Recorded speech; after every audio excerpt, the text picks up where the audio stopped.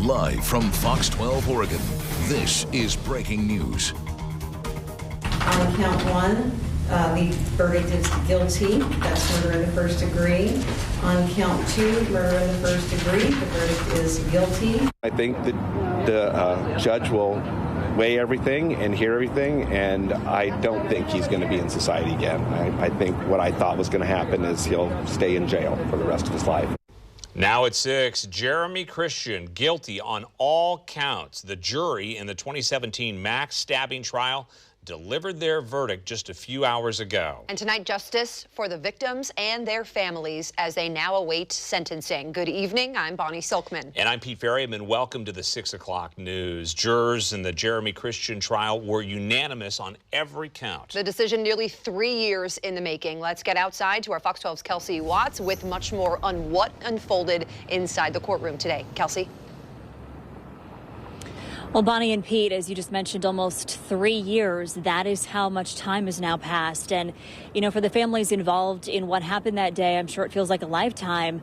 In some other ways, it seems like it can't possibly have been that long. There are so many emotions tied in with this case and the verdict that came today.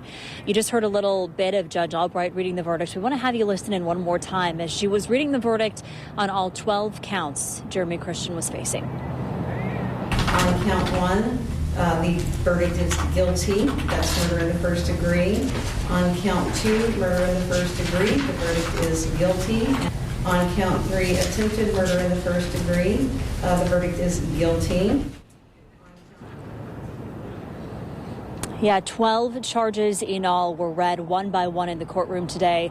And then we learned jurors made all of those decisions unanimously, finding Jeremy Christian guilty on all 12 counts.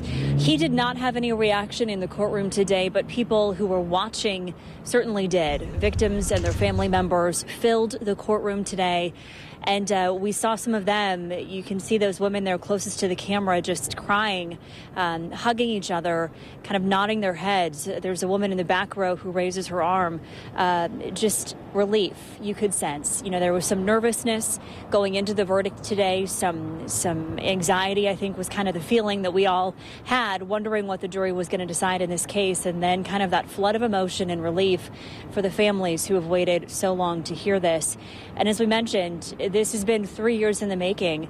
You know, we were there that day, myself and our photographer, Devin Eskew, who's behind the camera right now.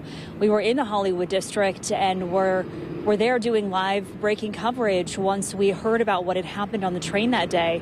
And of course, at that time, we knew people had been hurt, but we didn't know the extent of all that had happened.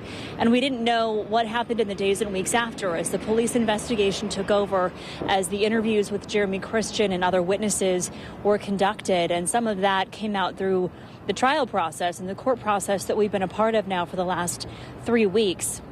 Jurors have been listening to testimony in this case for almost a month, and Jeremy Christian has been there every step of the way, surrounded by his 2 defense lawyers and several deputies. I think it's worth noting there were more deputies in the room today than there had been at any other point in the trial. 9 of them were around Jeremy Christian.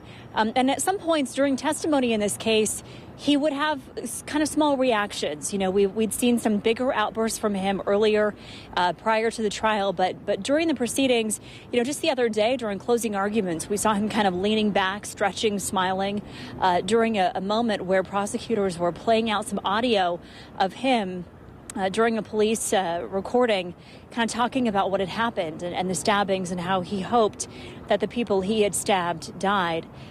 Difficult, obviously, is an understatement for the families who were listening to all of that unfold in the courtroom. And, you know, it's emotional for the people who testified, too. You're looking at Destiny Magnum right now. She was one of the people who was involved in all of this. And, you know, even now, 3 years later, those emotions from that day have not gone away. We heard some people testifying that they have PTSD, that not a day has gone by when they don't think about these attacks. And so to come back in and to testify and to be face-to-face with Jeremy Christian was very difficult. We heard from a number of people reacting to the news today of the verdict. And we want to get you some thoughts now from Demetria Hester. She's a woman who had an encounter with Jeremy Christian the night before the deadly stabbings, where he threw a Gatorade bottle at her face. Listen in. It let people like Jeremy Joseph Christian know that you're not going to get away with it, that we do have people that care about all of us. Yeah, certainly some emotions running high hearing that news today as the jury found him guilty on all 12 counts. You know, one thing I was mentioning was just how this process has been for all of us covering it. You know, back then to see the crime scene that day just from the street, to hear the testimony of the experts and the police investigators, the other witnesses who were on the car, people who captured unimaginably awful videos on their cell phones that day. You know, all of those pieces kind of coming together now during this trial. And there are 7 victims in this case. We of course know of the 3 men who were stabbed and the 2 who lost their lives, but 4 other people and their families were involved in this trial every step of the way, many of them testifying as well. And now you kind of get the sense that they're all one big family, having gone through the unimaginable together. Back into you. All right, our Kelsey Watts covering the Max attacks from the very beginning, as you just heard, and inside of that courtroom pretty much every day for the past more than 3 weeks. So, terrific job by our whole crew. It's been a long, long road, and we want to continue our live team coverage of today's verdict right now. That's right. Our Fox 12's Camilla Ortiz spoke with the victims' families tonight and has some of their reaction. Camilla? Well, we saw lots of that emotion that Kelsey mentioned outside of the courthouse after that verdict was read.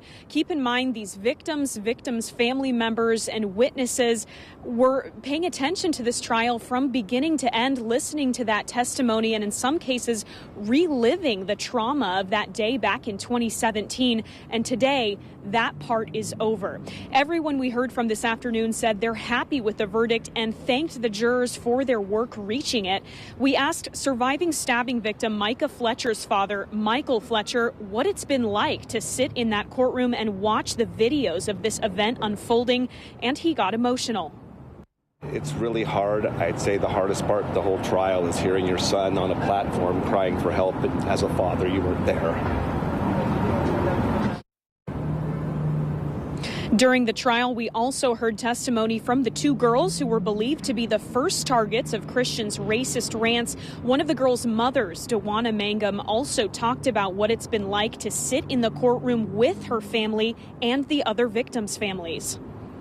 It was very heartfelt, and it just felt good to know that everybody's here and we're all waiting to hear the same thing, and that we all got the justice that we thought that we deserved in this situation. And Demetria Hester, who testified that Christian threw a bottle at her head the night before the stabbings happened, she was hugging her family members here outside of the courthouse, telling us this decision sends a message and sets a precedent that certain behavior is not okay. The defense team, which walked out with Christian's mother, did not want to comment this afternoon. Reporting live here in downtown Portland, Camilla Ortiz, Fox 12 Oregon.